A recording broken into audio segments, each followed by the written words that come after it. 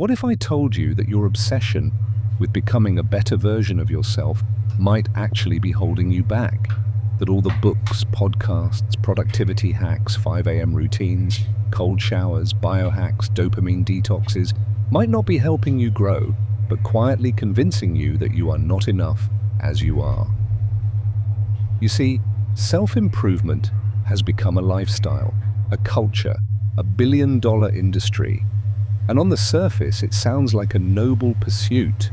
Who doesn't want to grow, to heal, to reach their potential? But here's the dark truth no one wants to admit. Self-improvement can become self-destruction.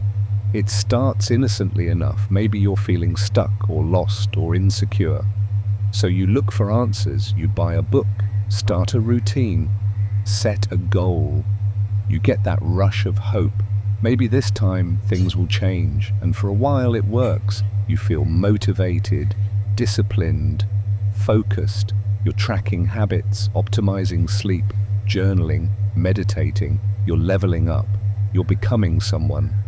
But somewhere along the way, the goalpost moves. You lose weight, but now it's not enough. You want abs, you get up early, but now 5 a.m. isn't early enough. You read 12 books this year, but someone else read 50. You meditate for 10 minutes, but someone on Reddit does 2 hours in silence. Suddenly, every improvement reveals another flaw.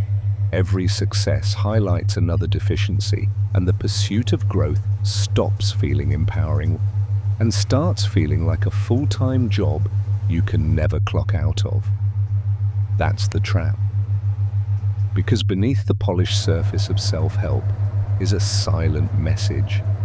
You are not good enough, but maybe, if you work hard enough, you could be. And so you become addicted to becoming. You start seeing your current self as a project to fix, not a person to love. You're no longer meditating to find peace. You're meditating to feel worthy. You're not reading to grow. You're reading to prove you're not falling behind. You're not journaling for clarity. You're journaling because you fear standing still. It becomes a never-ending ladder. And every time you climb a rung, the top moves farther away. You trade joy for discipline, presence for progress, rest for guilt. And worst of all, you start performing improvement. You build a version of yourself you can post, a version that looks like they're thriving, high performance, focused, productive, but inside you're exhausted, anxious, never enough. And here's the hardest part to admit. Sometimes we chase self-improvement not because we love ourselves, but because we secretly can't stand who we are. It becomes a distraction, a socially acceptable form of self-criticism, because if you're always fixing yourself, you never have to face yourself. But what if the real work isn't in becoming someone else, but in learning how to be yourself without shame? What if self-improvement isn't about constantly changing who you are, but about slowly, patiently, gently removing everything that's not really you? Here's a question that's changed my entire approach.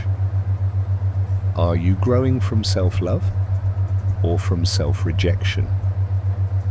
Because they look the same from the outside, but they feel very different on the inside. Self-love leads to gentle growth.